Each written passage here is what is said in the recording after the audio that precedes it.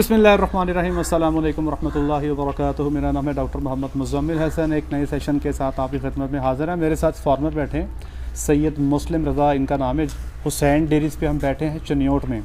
तो थोड़ी सी मुलाकात का हमें इनसे मौका मिला। तो ये बेसिकली कनाडा में इनकी फ़ैमिली वहाँ पर जो है मुकीम है, और ये किसी तरह इनको ख्याल आया कि क्यों ना पाकिस्तान में कुछ डॉलर ले जाएँ और यहाँ पे कारोबार किया जाए।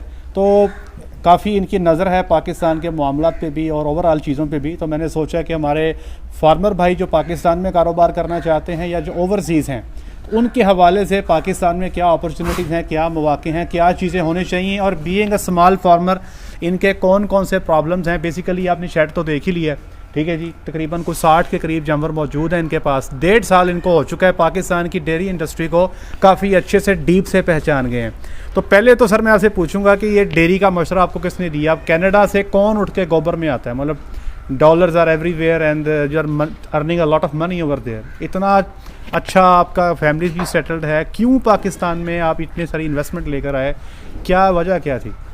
बिस्मिल्लाहिर्रहमानिर्रहीम। डॉक्टर साहब, पहली बात तो ये है कि जितने भी आपके ओवरसीज़ हैं उनको पता नहीं ये क्या एक जुनून सा सवार है कि हमने जनाब पाकिस्तान में जाना है और डेयरी फार्मिंग करनी है। मतलब कैटल्स के साथ बड़ा उनको एक एफिलिएशन होती है, क्योंकि हम लोग बाहर अपॉर्चुनिटी ऐसे नहीं मिलती। तो एक जानवरों के साथ बड़ी मोहब्बत होती है। ठीक है। तो मुझे भी इसी तरह मतलब आई थॉट कि मुझे जाना चाहिए पाकिस्तान में। जो इन्वेस्टमेंट होती है और जमा की, तो हमने सोचा कि यार पाकिस्तान जाके इन्वेस्ट करते हैं। मेरे फादर्स या बाकी हम लोग सारे जो हैं वो डेयरी फार्म्स या बाकी जैसे आप कह लें कि देहाती फैमिली थी। तो बस उसी तरह से प्लान आया कि यार डेयरी फार्म स्टार्ट करते हैं, चलें इन्वेस्टमेंट जो वहाँ पे करनी है वो पे हम यहाँ करते हैं, ताकि एटलीस्ट लोगों के लिए भी कोई फ़ायदा हो, अपॉर्चुनिटीज़ क्रिएट हो।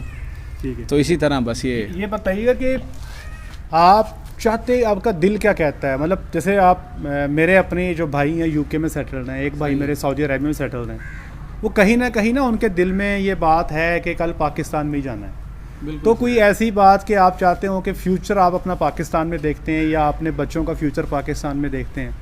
क्या क्या सीन है डॉक्टर साहब? जो आजकल हालात हैं, फ्यूचर तो वैसे पाकिस्तान में कोई नहीं है, लेकिन ये है कि आप as being a Pakistani patriotic, आपका दिल तो करता है कि उसी मट्टी में उसी खमीर में जाया जाए। हाँ। लेकिन वैसे देखा जाए तो फ्यूचर तो पाकिस्तान में नहीं है। ना कोई बिज़नेस का फ्यूचर है, ना आपकी अपनी लाइफ है, ना हेल्थ इंश्योरेंस है। कोई चीज़ आपको बच्चों के लिए तो ऐसा आपको नज़र नहीं आती। हाँ, आपका एक मोहब्बत है, हुब्बुल वतनी है, आप अपनी ज़मीन, अपने रिश्तेदार, माँ बाप, अजीज़ो अकारिब वो छोड़ के जाना नहीं चाहते। तो ये एक जानवर लेना और डेयरी फार्म बनाना आप कह लें कि बहाना है इस मुल्क के साथ जुड़े रहने का, वरना कख भी नहीं है। चलें जी, अल्लाह के ज़ात पाकिस्तान के लिए आसानी वाला मामला फरमाए।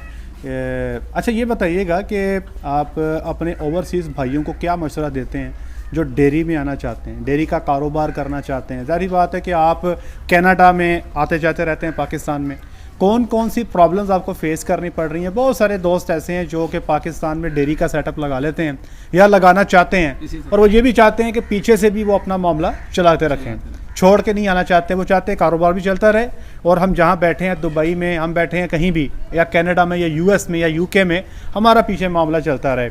तो आपको कौन सी मुश्किलात का सामना यहाँ पे करना पड़ा? क्या मशवरा देंगे ओवरसीज़ को कि ये कुछ चीज़ें हैं जिस पे आपको काम करने की ज़रूरत है? ये ना हो कि ह्यूज इन्वेस्टमेंट है, अब तो 15 गायों वाला भी भाई सेठ है, छोटा पैसा नहीं चाहिए, ढेर पैसा चाहिए। तो क्या चीज़ें हैं, कौन सी बातें हैं जिनका ख्याल रखना चाहिए? डॉक्टर साहब, इसमें ये पहली चीज़ तो ये है कि obviously it's a mega investment. अब वो बात नहीं है, अगर आप 10 जानवर भी लेते हैं तो आपने वैसे तो मुंह से कह दिया कि 10 एनिमल्स हैं, लेकिन इट्स ऑलमोस्ट अबाउट आप कह लें कि 7.5-8 मिलियन पहले एनिमल्स के लिए चाहिए, फिर आपको मेगा एक स्ट्रक्चर बनाना है, शेड बनाना है। तो आप कह लें कि ये एक मेगा इन्वेस्टमेंट है। और अगर एज़ पर माय ओपिनियन, अगर आप समझते हैं कि अगर कोई ओवरसीज़ पाकिस्तान में डेयरी फार्मिंग करना चाह रहा है तो उसके लिए उसको ढेर सारा इन्वेस्टमेंट चाहिए, क्योंकि छोटे लेवल पे एज सच इसका वो आप कह लें कि मज़ा नहीं है।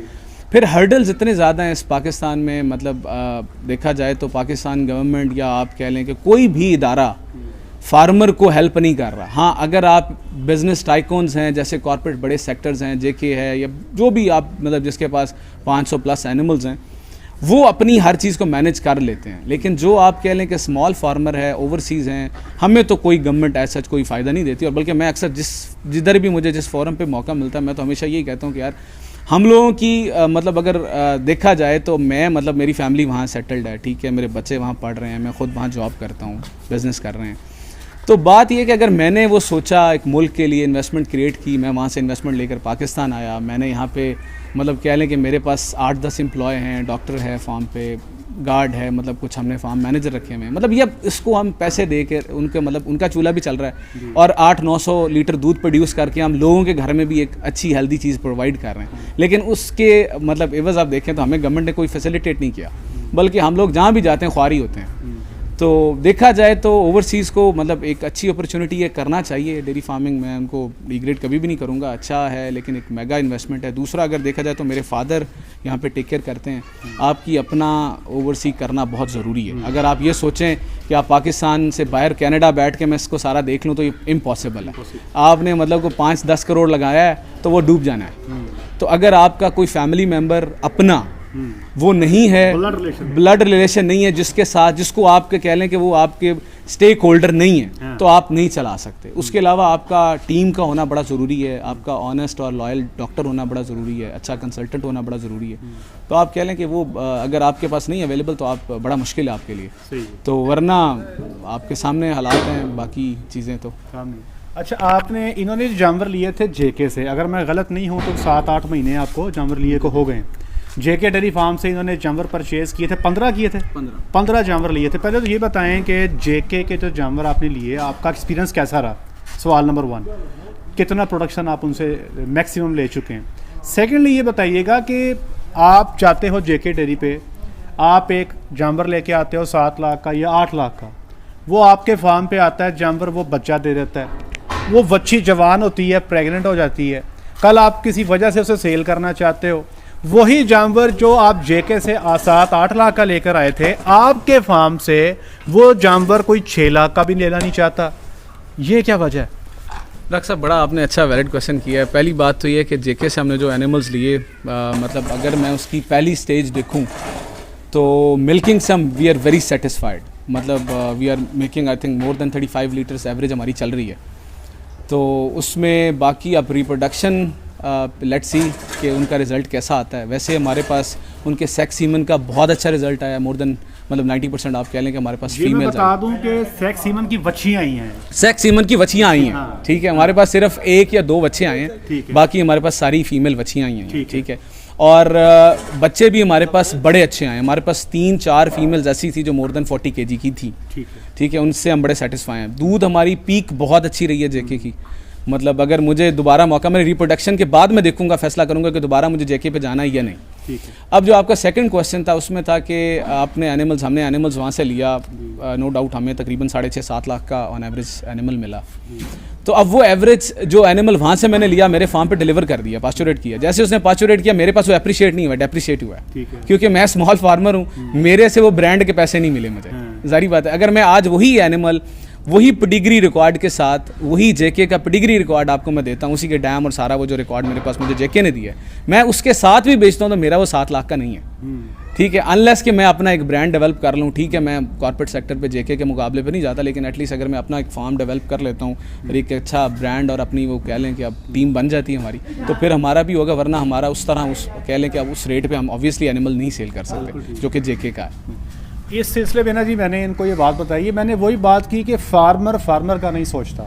यहाँ पे वेरी अनफॉर्चुनेट है कि ये फार्मर जेके पे जाके तो 7.5 का जानवर ला सकता है, लेकिन वही जानवर किसी और डेरे पे, किसी ऐसे सेटअप पे कि जिसको अभी लोग जानते नहीं है, तो ये चाहता है कि वहाँ से इसको 5.5 लाख का या 5 लाख का मिल जाए। हालांकि सेम एनिमल है, सेम पेडिग्री है, सेम क्वालिटी है। तो हमें चाहिए कि हम फार्मर्स को प्रोमोट करें, और मैं इनको भी मैंने ये मशवरा दिया है, और जो मुझे सुन रहे हैं आप भी लोग भी जान लें कि डेयरी फार्मिंग आप लोग कर रहे हैं तो आपको साथ में ट्रेडिंग का एक पोर्शन रखना है। हर साल आपको एक परसेंटेज एनिमल का सेल करना है, 4 कर लें, 5 कर लें, 10 कर लें, और उसको ब्रांड बनाने के लिए, जैसे ये बात करें कि आपने ब्रांड बनना है, आपको अपने फार्म का एक फेसबुक पेज बनाना है, और जो आप फार्म पे एक्टिविटीज़ कर रहे हैं, जैसे ये मैंने इनका पूरा राशन देखा है, इनका ये बड़ा तगड़ा फीड डाल रहे हैं, बड़ा अच्छा खुद से मेहनत करके TMR बना रहे हैं, इनके जानवरों की प्रोडक्शन बड़ी अच्छी है, मैंने इनके बच्चे देखे हैं, अच्छा है, सीमन का इस्तेमाल बड़ा अच्छा कर रहे हैं। तो ये सारी चीज़ें लोगों को दिखानी होगी कि देखें हम इस लेवल का काम कर रहे हैं।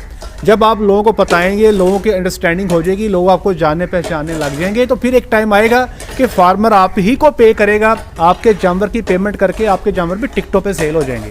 तो ये मैं सबको मशवरा देता हूँ, आपको भी देता हूँ जो लोग सुन रहे हैं, और जो लोग, इनको भी मैंने मशवरा दिया है कि ये इस चीज़ को जो है फॉलो करें। और एक और मैंने इनको मशवरा दिया है, आप सब लोग भी सुन लें, अब ब्रीडिंग का टाइम इनका हो गया। मैंने इनको ये मशवरा दिया है कि भाई अब आप लोग, जो आपका जानवर जिसको आपने प्रेग्नेंट करना है, वच्छियों में सेक्स सीमन की 2 डोजेस और जो गाय है उसको 1 डोज। उसके बाद अगर वो कंसीव नहीं होती तो आपको नॉर्मल सीमन पे जाना है। ये मैंने इनको कन्विंस कर लिया है, ये बात मैंने इनको समझा दी है, पढ़े लिखे बंदे हैं। करूँगा जी, हमने ये इस चीज़ से हम मतलब सफ़र किया है, क्योंकि लास्ट टाइम हमारे पास कुछ एनिमल्स थे, तो हम वो सेक्स की ट्राई में ना, सेक्स के चक्कर में डॉक्टर साहब हमने 4-4, 5-5 अटैम्प्ट्स लिए हैं, और अब तक उनकी लैक्टेशन इतनी लंबी होगी कि अब हमें वो मतलब मुश्किल हो रहा है उनको मैनेज करना। तो मतलब मैं एज बीइंग अ फार्मर ये हमेशा मतलब ये बताऊँगा लोगों को, मतलब उनको सेक्स की जो है ना 1 अटैम्प्ट देनी चाहिए, ज़्यादा नहीं देनी चाहिए। बच्चे लें एटलीस्ट, बच्ची या बच्चा, दूध लें, इस चक्कर में ना रहें कि बच्ची ही आए।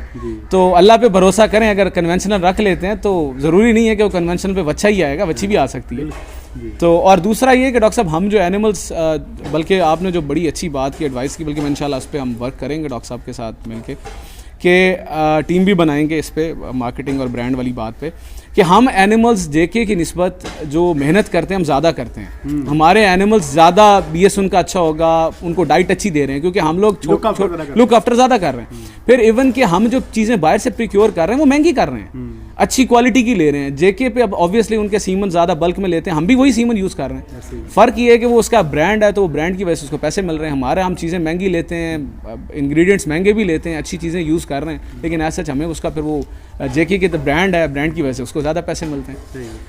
एंड पे मैं चाहूँगा कि आप इस हमारे प्लेटफॉर्म से कोई रिक्वेस्ट गवर्नमेंट को करना चाहें कि किस तरह से ओवरसीज़ को फैसिलिटेट किया जा सकता है, या आपको लगता है कि यहाँ पे थोड़ी कमी है, अगर गवर्नमेंट हमें यहाँ पे फैसिलिटेट कर दे इन पॉइंट्स पे, तो हमारे लिए बाहर से पाकिस्तान में डॉलर्स लाना आसान है, यहाँ पे काम करना आसान है। कुछ अगर आप ऐड करना चाहें कि यार ये पॉलिसीज़ गवर्नमेंट अगर बना दे तो ये है कि बहुत सारे इन्वेस्टमेंट पाकिस्तान में आ जाएगी। आपको ऑलरेडी पता है we are short of dollars, तो इस पे बात कीजिए। डॉक्टर साहब उसमें ये है कि पहले तो हमारे रूल ऑफ लॉ है ही नहीं, ठीक है। पाकिस्तान में देखा जाए तो लाइव स्टॉक इंडस्ट्री में आप देख लें, कोई चेक एंड बैलेंस नहीं है, कोई कुछ भी फैसिलिटेट नहीं कर रहे, सब अपने तहत आप खुद ही। अब अगर मुझे मतलब मैं अब फैमिली वहाँ है मेरी सेटल्ड है, वहाँ पे मेरे बच्चे रह रहे हैं, मुझे क्या ज़रूरत है कि मैं वहाँ से पैसा यहाँ पे पाकिस्तान ला रहा हूँ, उसके अगेंस्ट मुझे गवर्नमेंट कुछ भी फैसिलिटेट नहीं कर रही। देखा जाए अगर वही आप मतलब कनाडा में, मतलब यूरोप, यूके, जहाँ भी आप चले जाएं, वहाँ पे लोगों को फैसिलिटेट करती है गवर्नमेंट, इन्वेस्टमेंट के मौके देती है कि यार आप यहाँ पे इन्वेस्ट करो, अपॉर्चुनिटी क्रिएट कर रहे हो, एम्प्लॉयमेंट क्रिएट कर रहे हो। हम एम्प्लॉयमेंट क्रिएट करते हैं, उसके अगेंस्ट हमें हर्डल्स मिलते हैं, हमें फ़ायदा नहीं होता। तो पहली तो रिक्वेस्ट ये है कि अगर ओवरसीज़ को ये हेल्प करें, गवर्नमेंट जो है फैसिलिटेट करे, लाइफ स्टॉक इंडस्ट्री में इंप्रूव करे, कुछ चेक एंड बैलेंस हो, हमें को फैसिलिटेट किया जाए, एटलीस्ट कोई इंटरेस्ट कम कर दे, बैंक मार्कअप हमें कम कर दे, हमें बाकी कम से कम जो हमारी हर्डल्स हैं, हमें अब सोयाबीन का इशू देख लें डॉक्टर साहब, मतलब अंदाज़ा लगाएं 125 से आज वो 300 रुपये पर केजी पे चला गया। तो अब इससे ज़्यादा आप नेग्लिजेंस और इनकी नाहली देख लें गवर्नमेंट की, कि इस पर कोई चेक एंड बैलेंस ही नहीं है। एक गरीब को अंडा जो है वो भी अब अफोर्डेबिलिटी से बाहर हो गया। तो मतलब अब हम क्या क्या ओवरसीज़ क्या कर सकते हैं, मतलब अगर इसी तरह हालात रहे तो हर चीज़ वाइंड अप करके हम वापस चले जाएंगे। मतलब हमारी तो फैमिली सिक्योर है, हमारा डुअल नेशनल है, उनका क्या होगा? ये जो 8-10 बंदे हमारे वर्कर फार्म पे काम कर रहे हैं, उनका क्या होगा? ऐसे ही है। तो ये रिक्वेस्ट है, उसके अलावा तो कुछ भी नहीं। मुझे याद आ गया, इन्होंने सोयाबीन की बात की, हम इनका फार्मूला फीड का सेट कर रहे थे, तो इनके एग्जिस्टिंग फार्मूले में ना जी मैंने सोयाबीन नील कर दी, तो इनकी खुशी देखने वाली थी। इनको लग रहा था शायद को हमारी तो लॉटरी निकल आई है कि लॉटरी निकल आई है कि डॉक्टर साहब ने सोयाबीन नील कर दी, कैसे हो गया? 8-10 हज़ार रुपये कॉस्ट बच गई डेली की। कॉस्ट बच जाती है।